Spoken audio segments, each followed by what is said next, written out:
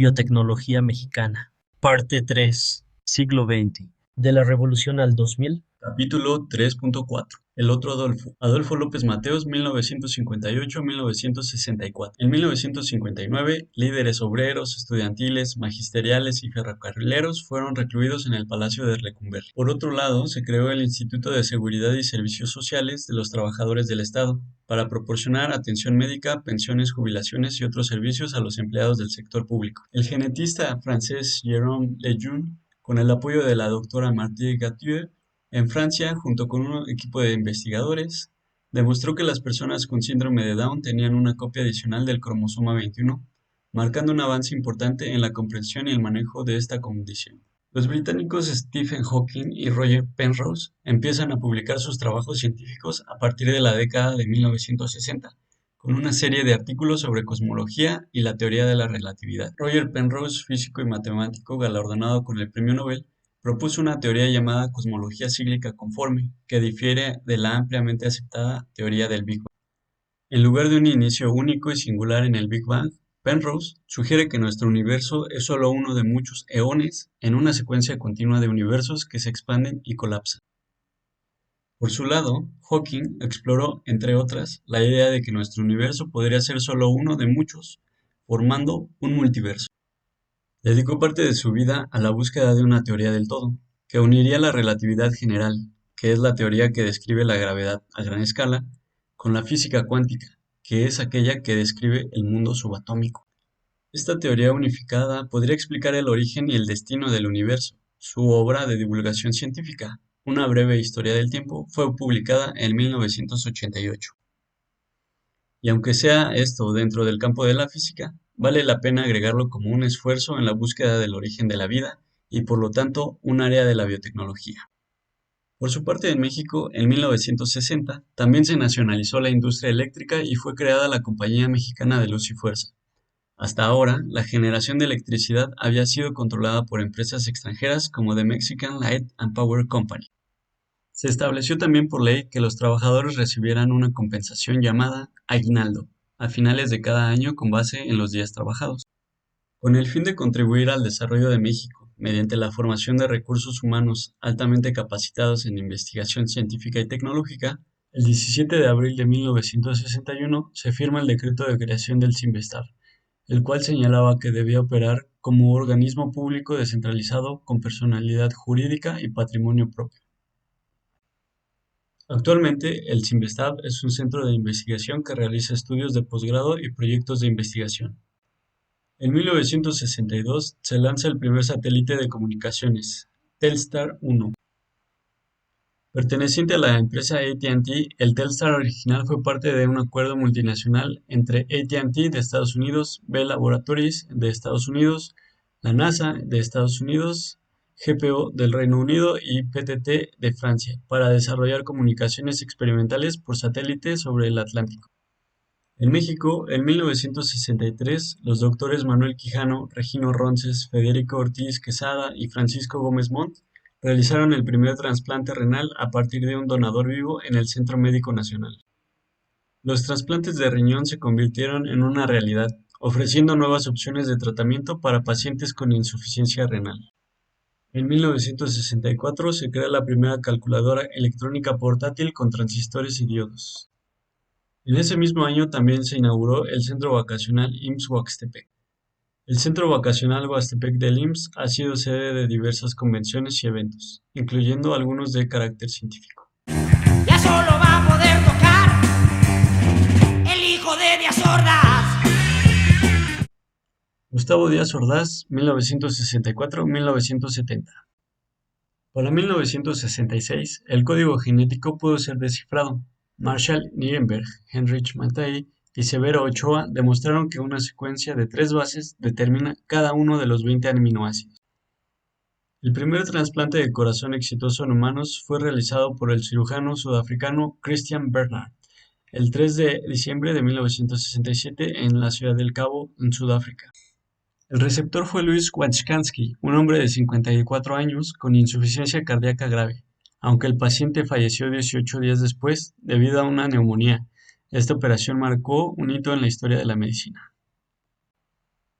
Fue un presidente para que el 21 de julio de 1988, en el Centro Nacional Médico La Raza, en Ciudad de México, el doctor Rubén Agüero Sánchez realizara con éxito el primer trasplante del corazón.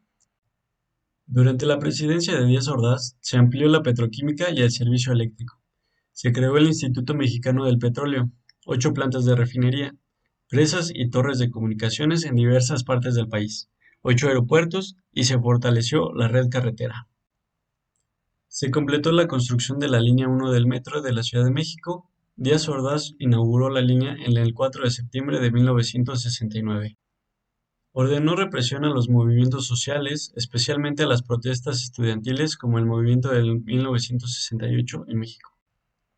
La orden final, dada por Díaz Ordaz, culminó con la implementación del operativo militar llamado Operación Galeana, que culminó en la matanza de la Plaza de las Tres Culturas, en Tlatelolco, Ciudad de México, el 2 de octubre de 1968. Yo quedé precisamente allí, abajo de esa asta, que no me pude levantar, las piernas se me doblaban. Y un muchacho, más o menos como de tu edad, más o menos, se acerca y me dice, maestro, vámonos, porque si lo ven lo mata. Y el muchacho se puso adelante de mí y una maldita bala me atraviesa. Me atraviesa la cabeza. No sé si el balazo venía de allá o venía de aquí, no me di cuenta, o de allá. El hecho es que aquí cayó, aquí.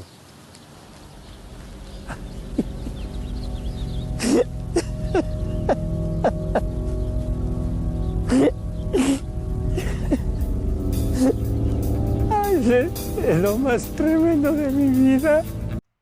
Aún con esto, se celebraron los mayores eventos deportivos internacionales que ha tenido el país. Los Juegos Olímpicos de México 1968 y la Copa Mundial de Fútbol de 1970. Si entramos un poquito en el sector salud, se demolió el manicomio de la Castañeda, fundado durante el Porfiriato, pero que siempre fue asociado con malas prácticas. Utilizó distintos métodos para tratar a sus enfermos, algunos considerados modernos, mientras que otros eran controvertidos y reflejaban las condiciones de hacinamiento y falta de recursos en el lugar.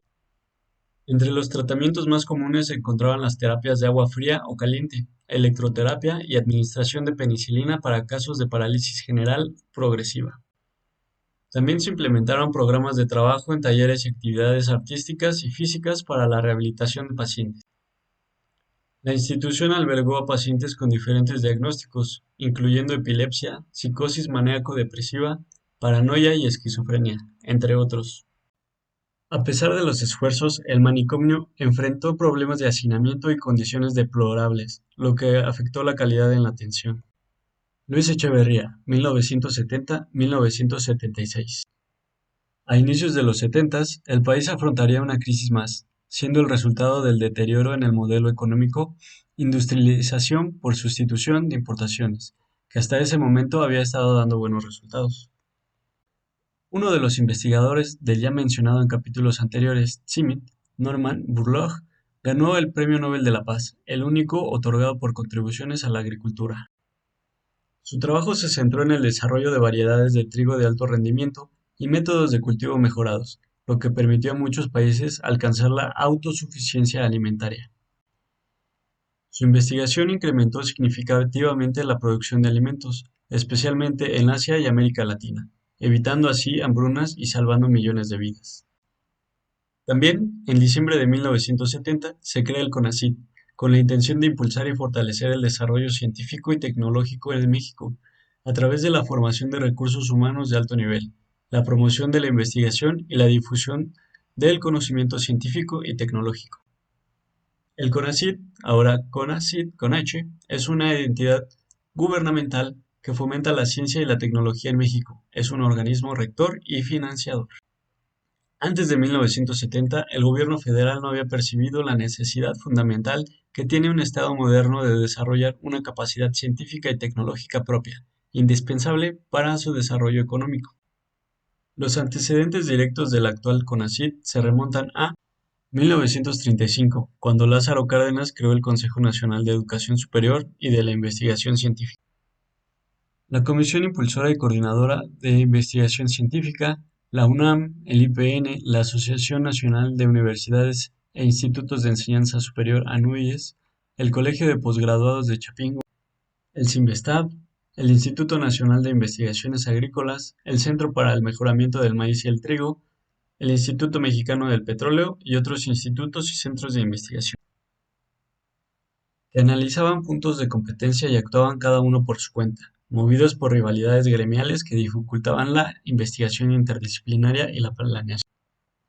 El CONACYT nació en condiciones modestas, con más intención de reanudar el diálogo con la comunidad universitaria que con el propósito de disminuir la dependencia científica y tecnológica del país. Recordemos que el gobierno se había enfrentado a estudiantes, intelectuales, científicos y comunidad universitaria nacional por desacuerdos que culminaron con la ocupación de la UNAM por el ejército y con la violencia de los hechos en Tlatelolco. Este conflicto era indicios de una crisis política muy honda que urgía reparar, y el CONACYT podría ser un buen instrumento para reanudar el diálogo. Pronto el CONACYT dio indicios de haber caído en tierra fértil y de gozar un potencial de crecimiento. Durante su primer sexenio de vida, para 1976, se fundaron 18 centros e institutos de investigación, como el Centro de Investigación Científica y Educación Superior, CICESE, en Baja California, el Centro de Investigación de Química Aplicada, SICA, en Saltillo, y el Centro de Investigaciones Ecológicas del Sureste, CIS, en Chiapas, que contribuyeron a la descentralización de la investigación. Se expidió la Ley Federal para prevenir y controlar la contaminación en 1971. También se celebró el famoso Festival Rock y Ruedas de Avándaro en 1971, a menudo llamado el Woodstock mexicano. ¿Dónde está la cosa esa que dice ser mi hijo? Y que responde al nombre de Armando. ¿A dónde anda? ¡Ay, niño! ¡No, cachorro! Se celebró la Conferencia de Estocolmo en 1972, pues a medida que los efectos de la industrialización se extendieron por el mundo, la preocupación ambiental creció a nivel internacional. Fue la primera reunión global centrada en temas ambientales. Este evento marcó el inicio de la cooperación internacional para abordar los problemas ambientales. Sin embargo, este no fue el primer esfuerzo por controlar las emisiones al ambiente. Durante la Revolución Industrial había aumentado significativamente la contaminación del aire y el agua, principalmente debido al uso de combustibles fósiles y la expansión de las fábricas.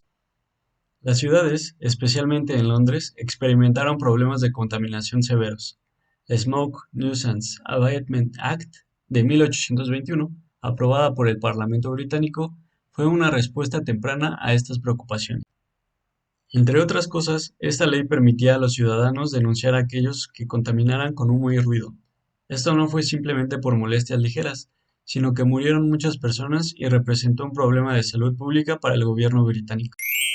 Continuará y comparte en la producción de Cereblox y Adimensional.